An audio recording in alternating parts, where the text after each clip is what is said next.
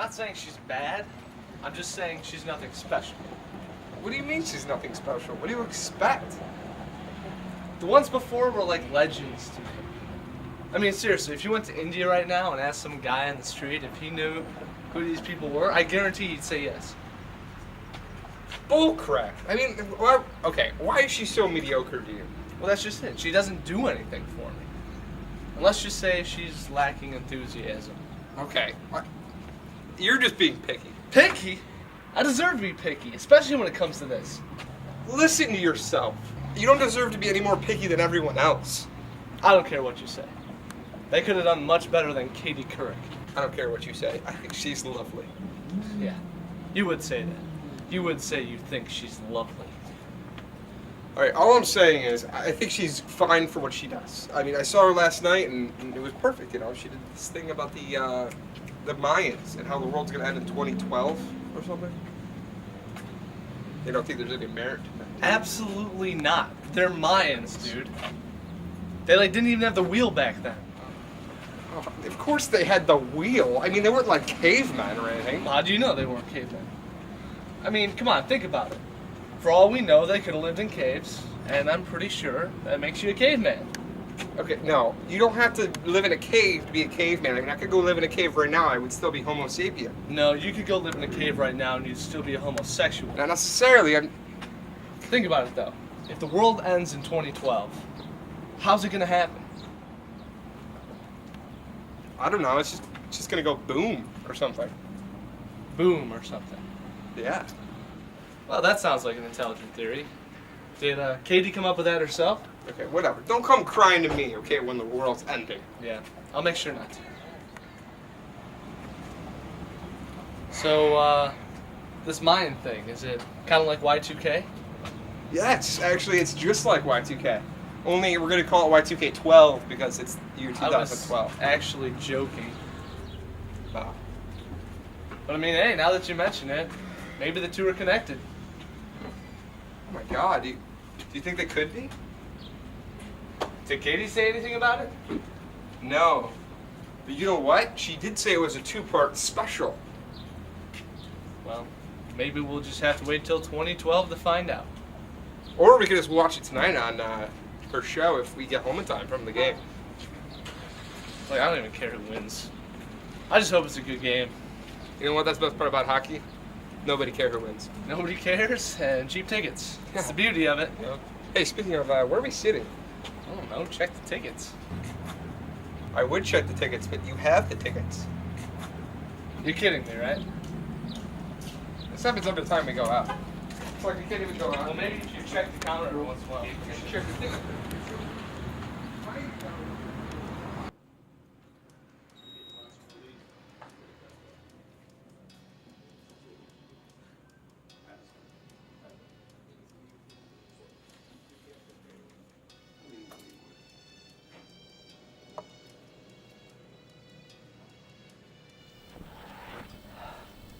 So, what have you got for me? Nice to see you too. Well, I have a couple opportunities coming up for you. I got a promo with 94.5 tomorrow morning, if you can make it. And Friendly Carpet just called. They want to give you $2,000 for a 30-second spot and free carpet for life. What time tomorrow? Bright and early, 7:15. And the carpet thing? They're willing to adjust to your schedule. Have I really sunk this low, doing local carpet commercials? Hey, there's nothing wrong with doing a commercial for a successful business. They're crossing state borders, so your face will get into quite a few homes. Yeah, I guess so. It's just, I'm not at where I wanted to be at this point in my life. Well, then I think you're really going to like this other opportunity I have coming up for you. I got a one-on-one interview with Katie Couric. Katie Couric, the Katie Couric, not some high schooler with the same name. Yes, the Katie Couric. Wow.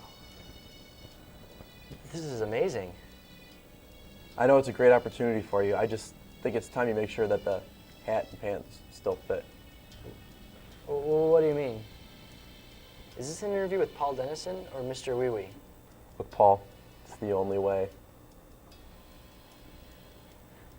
I can't believe this. I told you I don't do in-character interviews.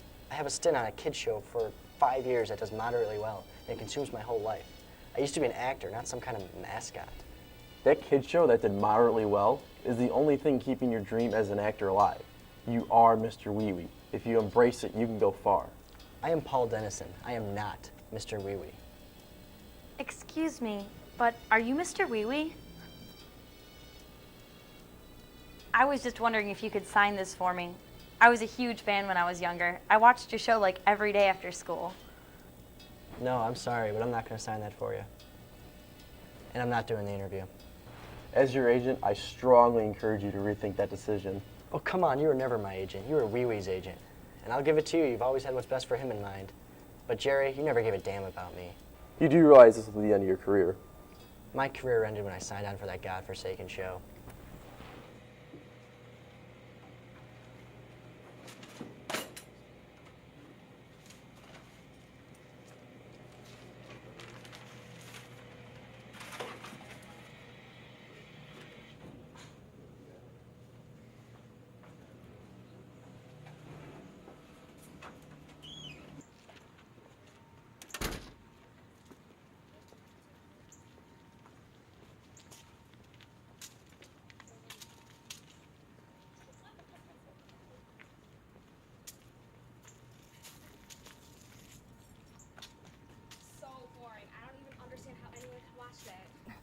Hey Robin, how's it in there?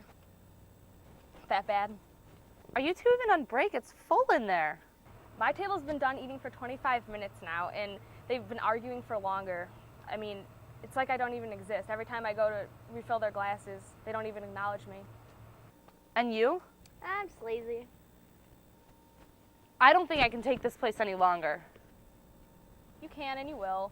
I mean, it's good money, and who cares if you get ignored every once in a while? Well, see, that's just it. Sometimes I feel like I'm not even alive in there. Some guy just ran straight into me and didn't even turn around to make sure I didn't drop anything. I'm serious. I'm getting out of here. And then what? I don't know yet, but whatever it is, I'm sure it'll be better than this. Don't count on it. I don't think it gets much worse. I mean, you two must have some kind of goals. You don't plan on working here for the next 10 years of your lives, do you? 20. Seriously. Let's be honest, there's nothing else for me right now anyway. There's nothing. Yeah, not every woman's the next Katie Couric. I just want a decent salary doing something I enjoy. Something that doesn't involve stuck-up 20-somethings in leather jackets who don't even know your name. Why don't you tell them your name? It's not that easy. Oh, and it's a lot easier quitting your job and starting a new life? Well, that's not really a fair comparison, is it? I guess I'm just asking, are you running towards a solution or running away from a problem? I'm doing what's best for me. What's best for you now or what's best for you in the long run? As far as I'm concerned, both. There've got to be hundreds of things that I could find that could beat this place. Yeah, well, a lot of people rely on this place, and this is all that some people have got. No offense, Jamie, but what's best for you two isn't necessarily what's best for me. I mean, is it so wrong to feel I deserve better? Deserve what? Never mind. No, come on, Robin. Tell us what you deserve and why. Why is it so wrong to feel I deserve better? It's not. It's wrong that you think you deserve better than us. Think about it, Robin. It's for the best. No. I'm sorry, but no. I'm done. Yeah, you are.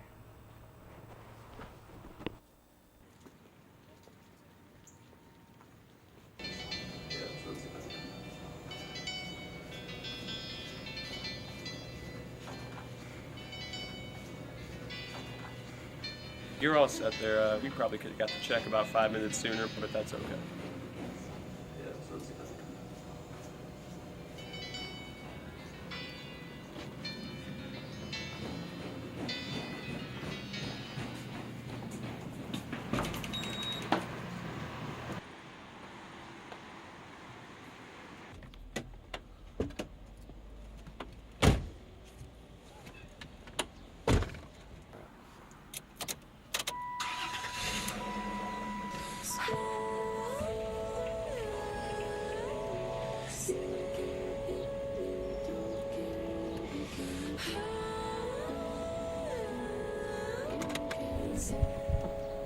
Hey, you're listening to Rockin' Rick in the Evening here on WDOJ 94.5.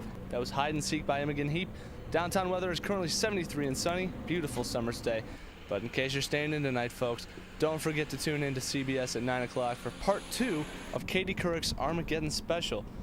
I watched this last night and I was surprised. It was actually pretty interesting, so don't miss that. Now I'm going to turn you back to non-stop music for a solid half an hour, and then we'll be giving away tickets to the upcoming Cher concert. Stay tuned.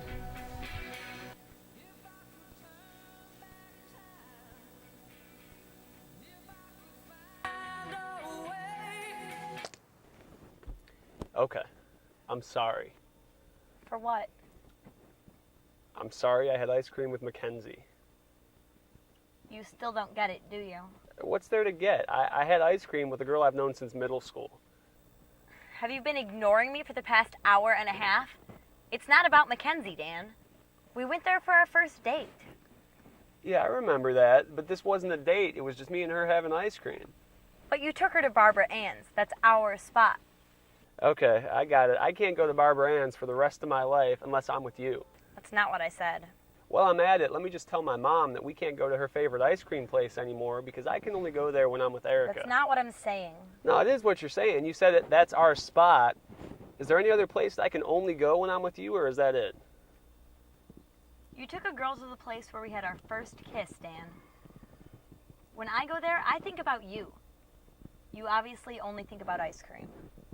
That's not true. I'll always think about you when I'm there. It doesn't matter who I'm with.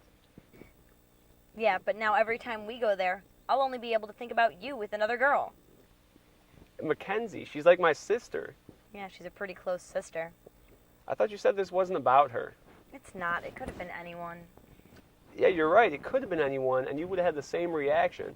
Admit it, Erica, you're just overreacting like you always do. Great, so it's my fault now? Just turn it around on me. Well, you keep turning it around on Mackenzie, and she didn't do anything wrong here. I have to go. Don't go. Just tell me, what's the real issue here? Is that you don't trust me? Is that it? It's not you I don't trust. Because when you went out with Mike last week for dinner, I had no problem with it. Yeah, well, Mike never asked me out. That was 2 years ago, and I said no. You're my girlfriend, Erica. Yet you continue to see her. Almost every day, it seems. It's not even like that. Then what's it like? I don't even know. I do.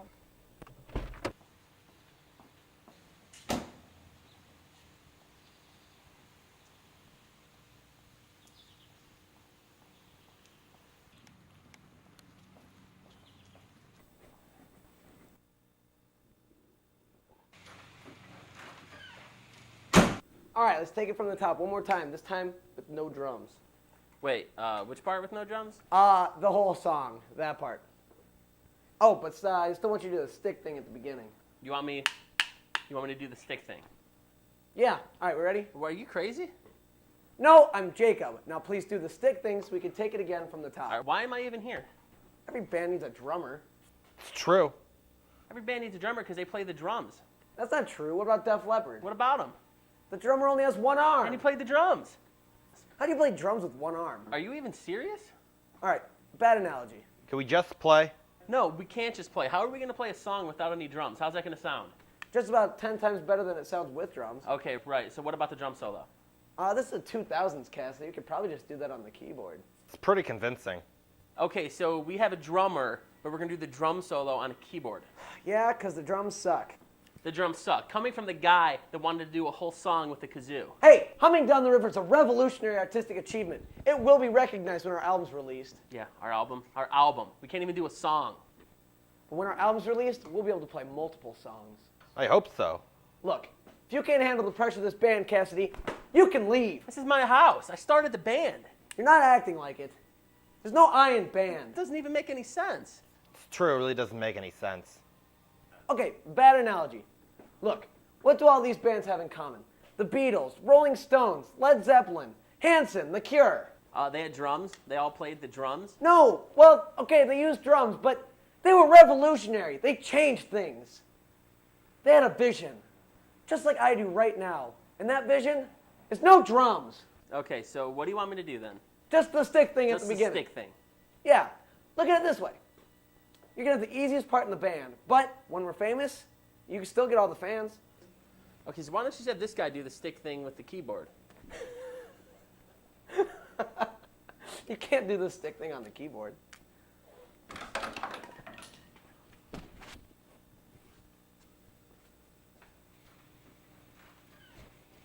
great. Great! Now we need a new drummer. Hey, do you know how to drum?